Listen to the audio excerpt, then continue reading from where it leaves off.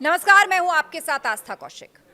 Iran की मिसाइलों का खौफ इजरायल के लोगों को इस कदर परेशान कर रहा है कि हजारों इजरायली देश छोड़ रहे हैं।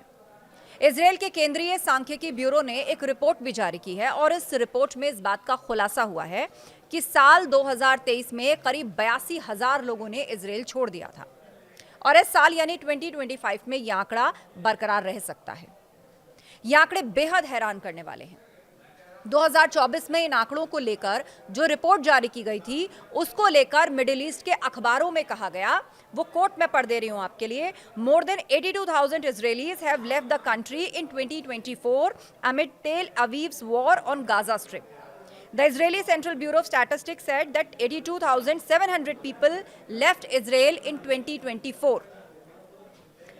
The figures underscore a growing trend of disillusionment, with many citing Israel's ongoing wars in Gaza, Lebanon, Syria and Yemen as driving factors behind this.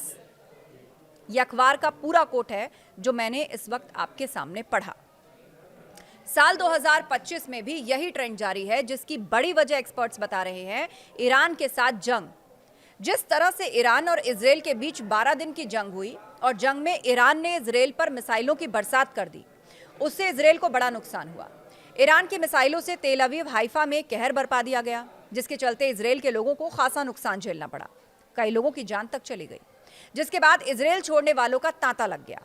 लगातार युद्धों की वजह से इजरायल की अर्थव्यवस्था को भारी नुकसान हुआ है और इजरायल इस जंग की कीमत कई मोर्चों पर चुका रहा है। इजरायल की अर्थव्यवस्था मुख्य रूप से हाई टेक्नोलॉजी वाली इंडस्ट्री पर आधारित है। दुनिया भर की करीब 400 से ज्यादा मल्टीनेशनल कंपनियां जैसे गूगल, इंटेल और माइक्रोसॉफ्ट के रिसर्च सेंटर इजरायल में स्थित हैं और इसके अलावा डायमंड, कटिंग और पॉलिशिंग इंडस्ट्री इजरायली एक्सपोर्ट में बड़ा योगदान देता है। लेकिन जंग के कारण इजरायल को अर्थव्यवस्था के स्तर पर बड़ा झटका लगा है।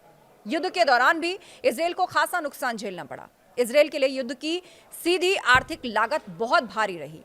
वो हर दिन अरबों डॉलर का सैन्य खर्च कर रहा था, जिसमें मिसाइल से लेकर F-35 विमानों की उड़ान, गोला बारूद शामिल है। और सबसे बड़ा खर्चा तो ईरान की मिसाइलों को इंटरसेप्ट करने में हुआ, जिसके बाद भी ईरान की सैकड़ों मिसाइल इजरायल पर गिरी और भारी तबाही देखने को मिली। इन्हीं वजहों के चलते इजरायल की अर्थव्यवस्था को खासा नुकसान झेलना पड़ा।